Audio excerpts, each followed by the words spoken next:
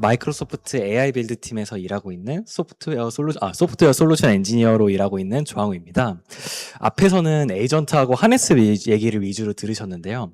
저는 모델 자체에 대한 얘기를 좀 해볼까 합니다. 그래서 오늘은 프로덕션에서 적용할 수 있는 모델 커스터마이제이션, 즉 모델 튜닝에 대해서 이야기를 해볼까 합니다. 근데 시작하기 앞서 제가 궁금한 게 있는데 혹시 여기 머신러닝 엔지니어, AI 엔지니어나 데이터 사이언티스트이신 분들 손 한번 잠깐만 들어줄 수 있을까요? 거의 안 계시네요. 네. 그래서 생소하신 분들이 있으실 수도 있는데, 모델이 만들어지는 과정부터 파인 튜닝, 그리고 RL 포스트 트레이닝까지 최대한 함께 쉽게 풀어보려고 합니다. 네, 그래서 오늘 목차고요. 현재 에이전트의 트렌드를 한번 간략하게 훑어볼 거고요.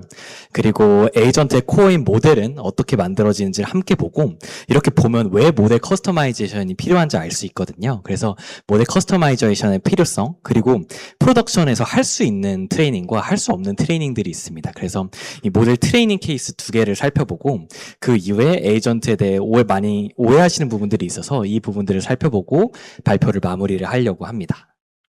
네. 그래서 에이전트에 대한 트렌드와 지표를 알아보는 데서부터 시작을 해볼까 해요. 지표를 보면 왜 이런 대하네스 시대에도 모델은 여전히 중요한지 알 수 있는데요. 제가 AI 에이전트가 나온 이후로 아예 LLM 경제가 바뀌었다는 얘기를 많이 듣습니다. 그래서 2028년까지 33%의 저희가 사용하는 엔터프라이즈 앱에 AI 소프트웨어가 통합될 예정이에요. 그리고 51%의 팀이 현재 프로덕션 에이전트를 보유하고 사용하고 있습니다. 근데 에이전트를 쓸 때 필수적으로 고려해야 될 부분이 있는데요. 바로 이 세 번째 부분인데 에이전트가 일반 LLM보다 토큰을 25배 더 많이 사용한다는 점입니다. 그래서 이런 부분들을 염두에 두고 구체적인 이야기를 좀 해보려고 하는데요.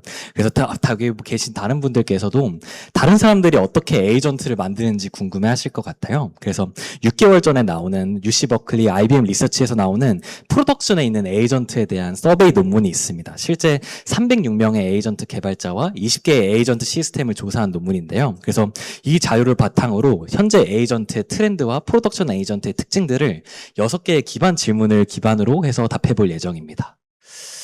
네, 그래서 왜부터인지 시작을 해볼게요. 그래서 왜 에이전트의 목적이 무엇이냐 하면 이런 특징들이 있습니다. 첫 번째 가장 많은 비중이 작업의 생산성, 효율성 향상이에요. 근데 이거를 다른 말로 하면 우리들이 사용하는 에이전트라는 것을 의미합니다. 그래서 본인의 생산성과 문제를 해결하는 에이전트들을 주로 흘러가고 있고, 그리고 두 번째는 인간의 노동시간 감소고, 가장 소홀했던 부분이 리스크 관리 및 컨트롤입니다. 그래서 아직 에이전트가 발전 단계이기 때문에 이런 컴플라이언스에 대한 부분은 에이전트가 프로덕션에 나갈 때 좀 미비하게 챙겨지고 있는 것 같아요.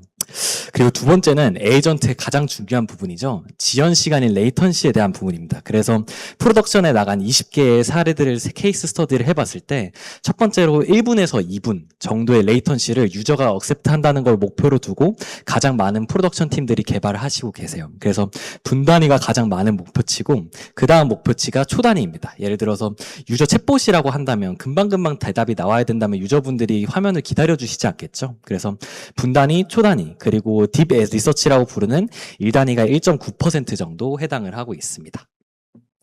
그리고 세 번째 질문은 에이전트 하나당 몇 가지 모델을 쓸까 하는 부분이에요. 그래서 모델을 하나를 쓰는 게 40.9% 정도 해당하고요. 그 위에 50%, 60%가 넘는 에이전트들이 멀티 모델을 쓰고 있습니다. 그래서 만약에 에이전트를 개발하시는 분들이 있다면 모델 하나를 쓰시는 것보다는 제가 개인적으로도 모델 여러 가지를 섞어서 쓰시는 걸 추천드려요. 뒤에서 설명드리겠지만 코스트, 레이턴시 여러 가지 이유 때문인데요. 그래서 절반에 가까운 분들이 이렇게 멀티 모델을 사용하고 계시다는 거. 그리고 네 번째는 추론 복잡도입니다. 저희가 GPT한테서 간단하게 질문을 던져보면 모델 콜을 몇 번 하는지, 이제 에이전트가 모델 콜을 몇 번 날리는지 궁금하시잖아요. 근데 대부분에서 이제 한 10개 정도의 모델 콜을 쿼리 한 번에 날린다라고 봐주시면 될 것 같고요. 그 46.7%는 5번의 콜 이하를 날립니다. 그래서 프로덕션에서 나간 에이전트들을 살펴보면 생각보다 저희가 개인적으로 쓰는 뭐 오픈클로라든지 다른 것보다는 콜을 많이 하지는 않는 편인 것 같아요.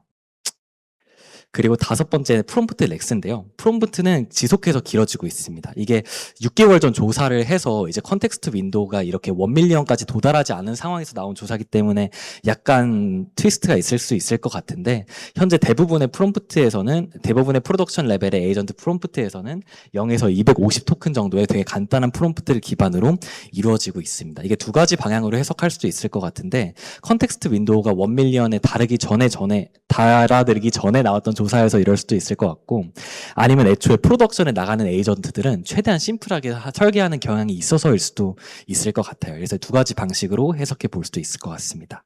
네, 이렇게 5가지 질문으로 에이전트의 트렌드를 한번 퀵하게 훑어봤는데요. 눈치 빠르신 분들이라면 공통점을 느끼셨을 수도 있을 것 같습니다.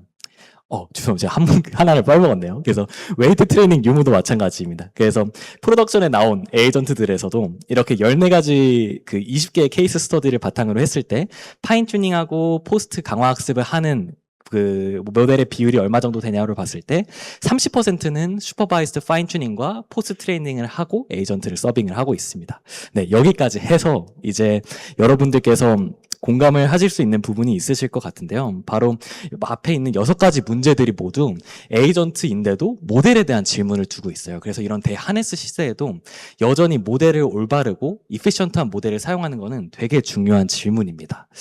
네, 그래서 앞서 봤던 프로덕션 에이전트 6개 질문 모두 모델 유관이고요. 그래서 에이전트 하네스가 되게 강조된다고 하지만 여전히 모델은 중요하다. 근데 사실 저도 프로덕션 에이전트를 개발을 하다 보면 모델은 별로 이렇게 신경을 쓰지 않는 경우가 많거든요. 그래서 이제 이번 시간에는 모델이 어떤 식으로 만들어지고 이 모델들이 에이전트한테 어떤 식으로 영향을 미치는지를 간략하게 한번 훑어보려고 합니다. 네, 그래서 오늘 주제인 모델 커스터마이제이션의 얘기를 하기에 앞서서 에이전트의 필수 요소인 모델, LLM이 어떻게 만들어지는지를 간략하게 훑어보려고 해요. 그리고 빠르게 훑을 예정이고, 사실 백그라운드 지식이 없으시다면 잠깐 좀 이해가 더딜 수 있으시거든요. 그래서 끝나고 저희한테 질문을 주셔도 되고, 궁금한 부분은 따로 찾아보셔도 됩니다. 그래서 LLM이 만들어지는 거에는 크게 4가지 과정이 있습니다. 첫 번째가 프리트레인이고, 두 번째가 미드 트레이닝이고, 세 번째가 슈퍼바이스드 파인 튜닝, 그리고 네 번째가 포스트 트레이닝이라고 부르는 강화 학습입니다. 그래서 첫 번째 프리 트레이닝에서는 언어와 세계에 대한 일반 지식을 학습을 합니다. 그래서 대규모 텍스트를 기반으로 나올 단어가 뭐지? 이렇게 넥스트 토큰 프리딕션을 기반으로 모델이 웹상에 있는 거의 모든 데이터를 긁어와서 학습을 해요. 두 번째는 이제 미드 트레이닝인데요. 특정 도메인에 대한 특화된 지식 및 사고를 학습합니다. 그래서 목적 지향을 가진 데이터들, 특정 여러 도메인이나 필드의 데이터를 가지고 모델에게다가 이런 사전 지식들을 주입을 해주게 됩니다. 세 번째는 슈퍼바이스 파인 튜닝인데요. 올바른 답변 형식과 추론 방식을 학습하게 되고, 여기에는 정답이 있습니다. 그래서 인간이 만든 질문 정답상을 모방 학습을 하게 됩니다. 그리고 마지막으로는 RL이라고 부르는 포스트 트레이닝인데요. 그래서 사람의 선호에 맞는 응답을 선택할 수 있는 능력을 여기서 배우게 되고, 강화 학습으로 보상 기반으로 저희가 트레이닝을 하게 되죠.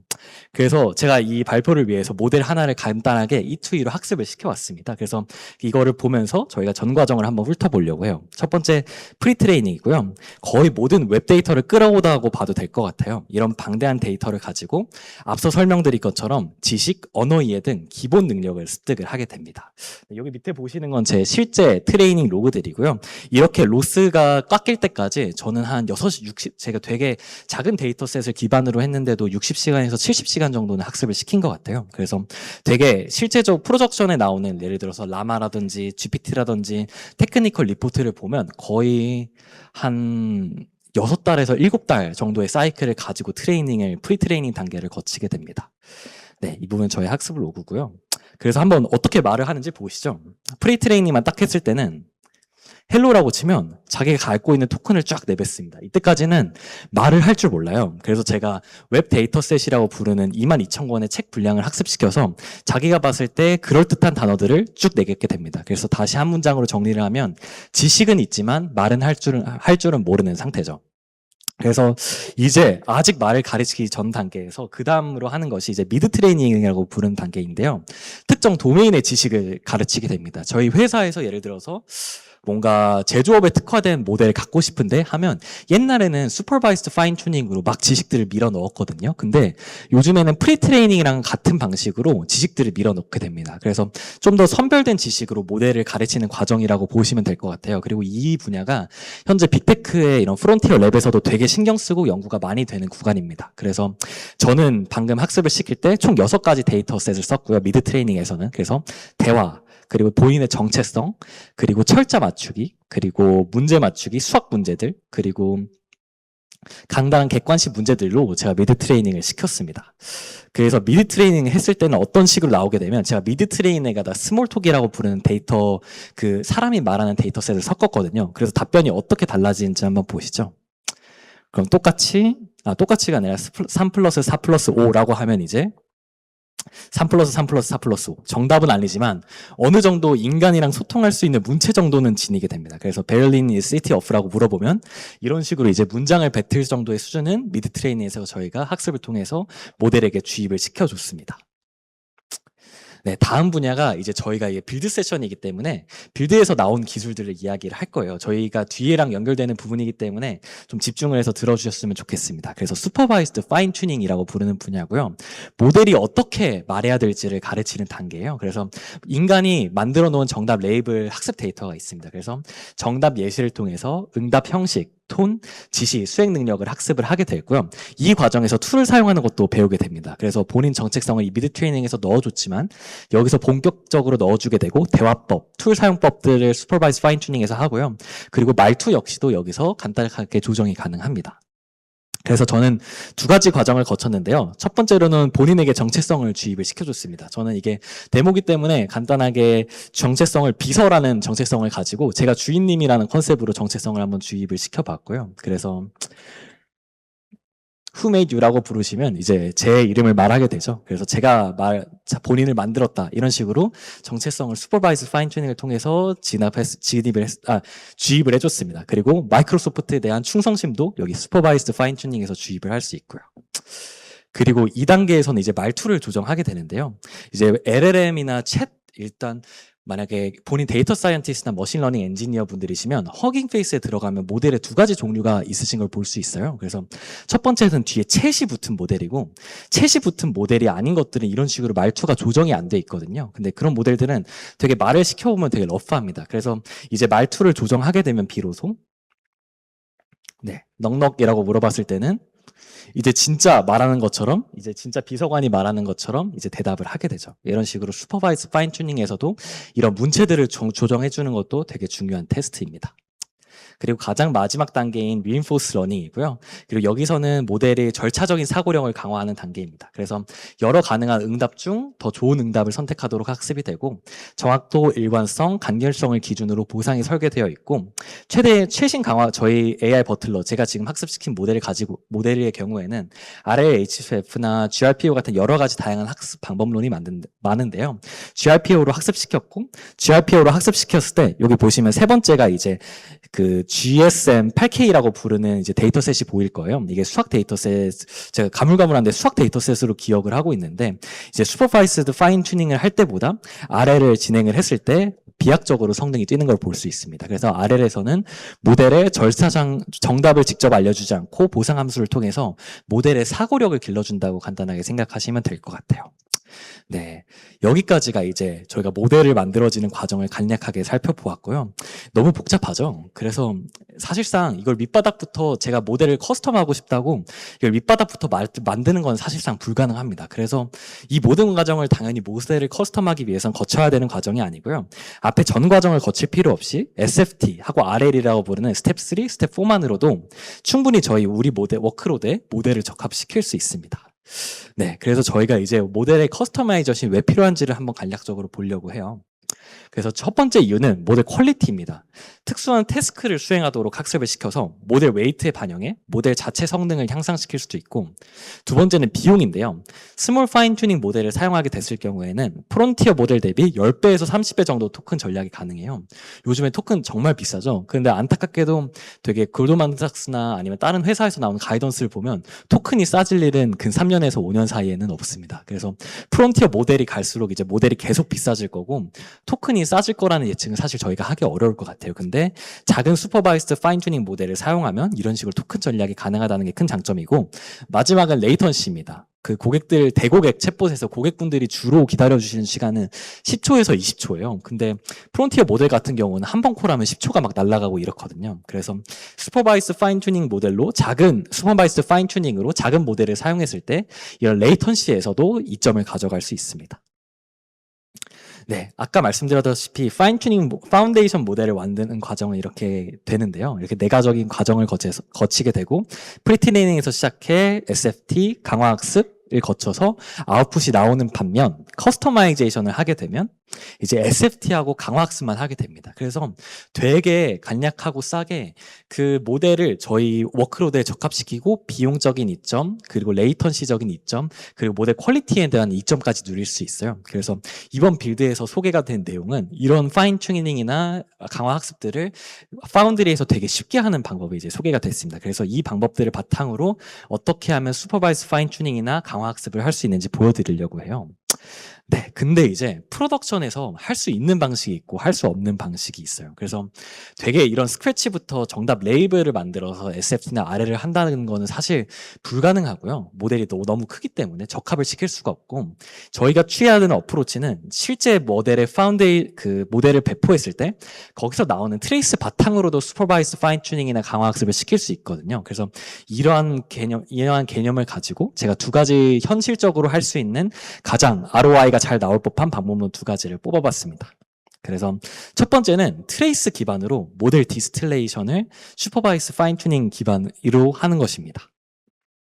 되게 말이 어려웠는데, 모델 디스틸레이션이 무엇이라면 되게 고성능의 티처 모델로 되게 부족한 모델인 작은 모델들을 가르치는 방식이에요. 그래서 모델을 압축하신다고 생각하면 편하실 것 같은데, 되게 성능이 좋은 그 GPT 5.5 같은 모델로 QN70B가 있나요? QN70B 같은 스몰 모델을 가르치는 방법입니다. 그래서 티처가 먼저 워크로드를 쭉 돌면서 모범 답안을 내주게 되면 스튜던트는 그 모범 답안을 내도록 학습하는 기법이고요. 그래서 최근에 기사 보시면 엔트로픽이나 GPT에서 모 국가에서 유령 계정을 만들어서 자기 IP를 탈취했다, 유령 계정을 이용해서 모델 콜을 날려서 우리의 지식들을 탈취했다, 고소한다, 이런 기사들을 잘 보실 수 있는데요. 이게 다 디스틸레이션에 대한 내용입니다. 그래서 이 디스틸레이션을 활용해서 슈퍼바이스드 파인 튜닝을 할 수 있습니다.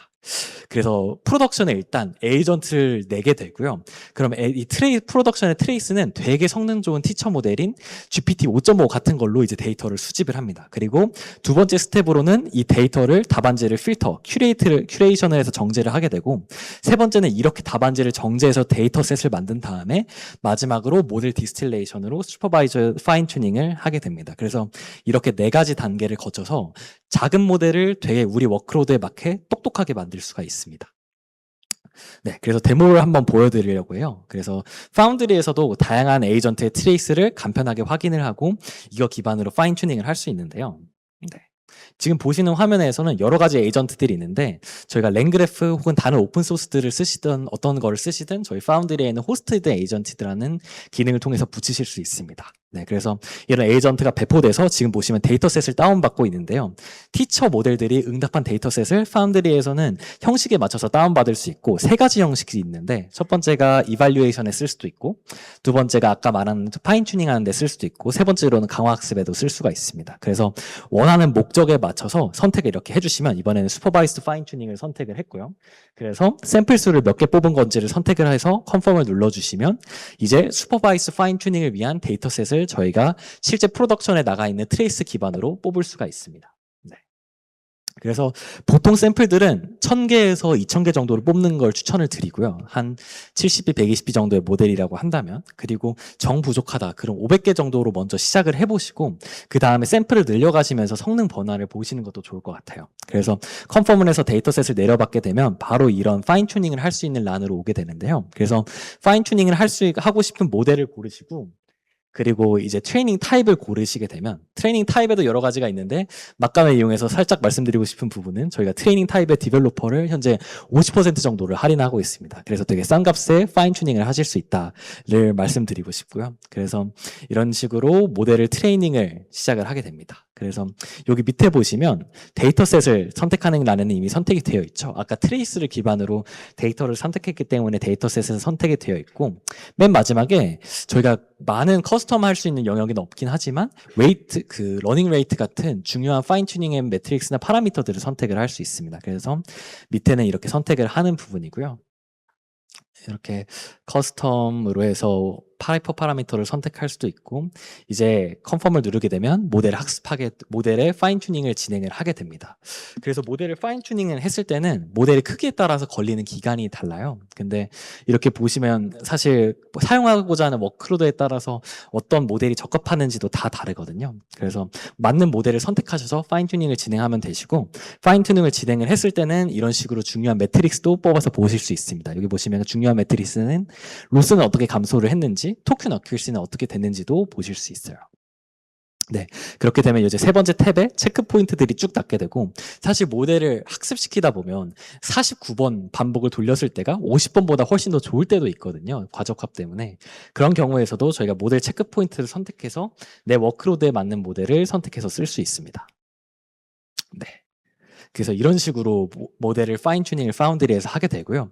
근데 이 방법론에는 한 가지 한계점이 있습니다. 바로 모델을 학습시킬 수 있는 상한성, 즉 모델, 스튜던트 모델의 캡이 티처 모델이에요. 그러니까 정말 간단하게 말씀을 드리면 잘해봤자 티처 모델만큼 할 수 있는 방법론입니다. 그래서 티처도 문제를 못 푸는 경우가 있잖아요. 이런 때는 다른 방법론을 사용해서 모델을 커스터마이전을 해주셔야 되는데요. 바로 두 번째 방법론인 강화학습으로 피드백 기반으로 모델을 튜닝하는 방법입니다. 그래서 강화학습이 요즘에 굉장히 핫하죠. 피지컬 AI 보시면 뭐 엔비디아에서 로봇들 막 뛰어다니고, 그리고 되게 그런 빨래 개는 로봇들, 이런 피지컬 AI 로봇들도 다 강화학습이나 VLA 같은 거를 기반으로 이루어지는 경우가 많거든요. 그래서 이 강화학습으로도 이런 랭귀지 모델들을 튜닝을 할 수 있습니다. 그래서 강화학습이 무엇이냐에 대해서 간단하게 말씀을 드리면, 일단 모델한테 첫 번째 스텝은 모델한테 프롬프트를 보내는 단계입니다. 그래서 x 플러스 5는 0, x 플러스 5는 뭘까?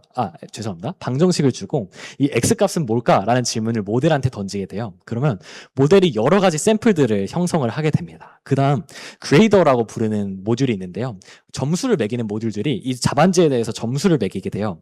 예를 들어서 x 플러스 5는 0이야. 이때 x는 무엇일까 했는데 애플이라고 답하면 이건 아예 빵점이죠. 문자열을 답하는 게 아니니까. 그래서 그레이더가 0점을 매기고, x는 마이너스 5라고 했을 땐 정답이죠. 그럼 그레이더가 1점을 매기고, x는 1이라고 했을 때는 정답은 아니지만 그래도 인티저를 뱉었잖아요. 그러면 0.5점을 주게 됩니다. 그러면 이렇게 그레이드를 룰 베이스로 매겨도 되고 다른 LLM이 매겨도 되고, 이 점수를 트레이너한테 준 다음에 계속 이터레이션을 돌면서 더 높은 점수를 맞을 수 있도록 학습하는 방식이에요. 그래서 이 방식을 쓰면 아까처럼 티처 모델 없이도 모델에게 피드백을 줘가면서 모델의 성능, 즉 절차적 사고방식을 끌어올릴 수 있습니다. 그래서 아까 프리트레이닝에서도 그 프리트레이닝부터 처음부터 쭉 훑을 때도 말씀드렸지만, reinforcement learning이라는 강화학습 방식을 사용하게 되면 모델의 사고력을 끌어올릴 수 있습니다. 네, 이것도 마찬가지로 파운드리에서 진행을 할 수 있는데요. 그래서 지금 보시면 이런 식으로 모델의 강화학습을 제가 돌려놓은 로그예요. 그래서 모델의 강화학습을 돌려놓은 로그에서 클릭하셔서 그 모델의 강화학습을 어떻게 했는지를 조회하실 수가 있으신데요.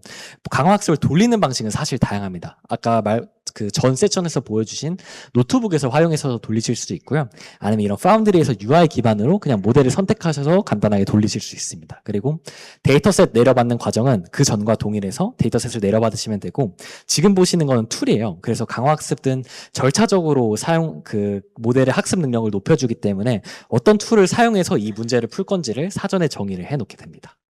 네, 그래서 이제 모니터링을 하게 되면 이제 강화학습이 어떻게 진행되는지도 이렇게 자세하게 보실 수 있습니다. 여기 보시면 리워드라고 부르죠. 리워드가 쭉 우상향을 하는 걸 볼 수 있는데요. 모델이 맞는 점수가 지속적으로 높아지는 거예요. 그래서 반복을 할수록 아까 최대 만점을 1점을 줬었죠. 그 모델이 학습을 진행할수록 0.73까지 리워드를 받을 수 있게 모델의 성능이 올라가더라. 그러면서 되게 중요하게 보아야 되는 지표가 오른쪽에 리즈닝 토큰 민인데요. 리즈닝 토큰 민은 이 사고를 하는데 얼마만큼의 토큰을 썼냐에 대한 대한 지표입니다. 근데 리즈닝 토큰 B는 점수는 오르는데 떨어지는 걸 볼 수 있습니다. 이 말을 쉽게 풀이하자면 모델은 정확하게 문제를 맞출 수 있는 능력은 우상향을 하지만 모델이 이 문제를 푸는 비용은 떨어진다고 보시면 될 것 같아요. 그래서 강화학습을 통하면 GPT 5.5 같은 비싼 모델 쓰시면 프로덕션에서 디플로이를 하셨을 때 진짜 서브스크립션 빌링이 말도 안 되게 나가거든요. 근데 이런 점들보다는 이런 스몰 모델을 파인 튜닝해서도 강화학습이나 슈퍼바이스 파인 튜닝을 통해 저희가 말하는 목적을 달성할 수 있다. 이렇게 봐주시면 될 것 같습니다. 네, 그래서 랩법을 한번 하자면 마이크로소프트 파운드리에서는 에이전트 서비스, 모델, IQ 툴, 머신러닝까지 저희가 모델을 다루고 에이전트를 개발하는 데 필요한 거의 모든 스택을 다루실 수 있습니다. 그리고 저희 지향점이 모델을 디플로이하는 데 있어서 모든 과정을 저희와 함께 하는 것이기 때문에 이런 점에서 초점을 맞춰서 파운드리를 E2E로 사용하신다면 프로덕션 에이전트를 개발하는 데 큰 도움이 되실 거라고 생각을 해요. 그래서 사실 여기까지가 저희가 준비한 발표였는데 지금 아직 사실 시간이 짧게 남아서 저희가 어펜딕스로 뽑은 질문들을 좀 훑어보려고 합니다. 그래서 모델 튜닝에 대해서 흔히 하시는 오해 두 가지가 있어요. 그래서 이 두 가지를 질문에 대해서 좀 훑어보고 마무리를 하도록 할게요. 그래서 첫 번째 오해는 아니 프론티어 모델이 갈수록 좋아지는데 그냥 API를 쓰면 되지 뭔 튜닝인가요? 에 대한 질문인데요. 근데 발표에 대해서도 계속 말씀드렸지만 사실 프론티어 모델은 갈수록 비싸지고 있습니다. 저희 어제 마이크론 실적 발표 보신 분들 계시겠지만 보셨듯이 토큰 비용이 싸질 일은 근시일 내에 없을 것 같아요. 그래서 프론티어 모델은 갈수록 비싸지는데 SLM을 튜닝해서 퀄리티를 비슷하게 맞출 수만 있다면 엄청난 비용 효율성을 지닐 수 있습니다. 그래서 여기 보시면 지금 파란색으로 칠해진 모델이 MAI 2-5라고 부르는 이제 모델인데 되게 작은 모델이에요. 근데 이거를 파인 튜닝을 했고 포스트 트레이닝을 진행을 했을 때 보시는 GPT-5, GPT-5.4, 5.5와 같은 그 모델들과 어떤 특정 태스크에 대해서는 되게 비슷한 성능을 맞출 수 있습니다. 근데 물론 모든 태스크에 대해서 프론티어 레벨의 성능을 보장할 수는 없겠지만 저희 에이전트가 해야 되는 예를 들어서 유저 챗봇이라든지 특정 태스크에 대해서는 이런 성능들을 맞출 수 있어요. 근데 맞춤과 동시에 요 밑에 보시면 토큰 이피션시, 즉 달러로 표현된 토큰 이피션시는 거의 10배 정도로 압도적인 수준입니다. 그래서 프론티어 모델들이 갈수록 발전한다고 하더라도 SLM을 파인 튜닝하고 커스터마이제이션에 대해 하는 것에 대한 이점은 분명히 존재를 하고요. 두 번째는 파인 튜닝이 너무 비싸지 않냐라는 것에 대한 이야기입니다. 그래서 모델 튜닝하는데도 돈을 내야 되고 튜닝하는데도 서빙하는데도 돈을 내야 되고 유지 보수 관리를 하는데도 돈을 내야 되고 뭐 OOM, 뭐 GPU 노드 관리하시는 개발자분들도 필요하고 이러한 부분에 있어서 파인 튜닝에 대해서 되게 비싸다고 인식을 하실 수 있는데요. 근데 저희가 살펴봐야 되는 부분은 ROI에 대한 부분입니다. 그래서 파인 튜닝을 했을 때 저희가 지출해야 되는 돈이 얼마고 근데 파인 튜닝을 하지 않았을 때 프로덕션에서 저희가 프론티어 모델을 사용했을 때 나오는 빌링들이 파인 튜닝을 하는 비용들을 상회를 한다면 사실 파인 튜닝이 경제성을 지닐 수도 있다고 생각합니다. 그래서 마이크로소프트 파운드리에서는 사실 평균적인 파운드리 자회대에서는 10밀리언 TPM당 1달러를 책정하고 있어요. 그래서 사실 그렇게 비싼 수준은 아닙니다. 기업 엔터프라이즈 규모에서는 사실 감당할 수 있는 수준이고요.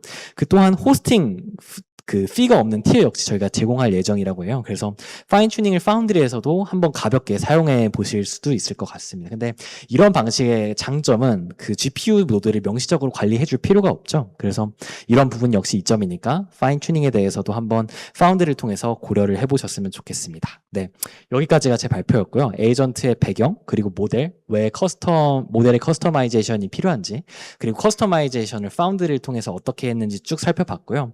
그리고 이제 나중에 에이전트를 개발하시는 데 있어서 꼭 이렇게 파인 튜닝하고 RL 같은 걸 한번 해보시고 적용해 보시면 되게 이피션스하다는 거를 느끼실 수 있을 것 같아서 꼭 한번 접해 보셨으면 좋겠다는 말씀을 드리면서 발표를 마무리하도록 하겠습니다. 네, 감사합니다.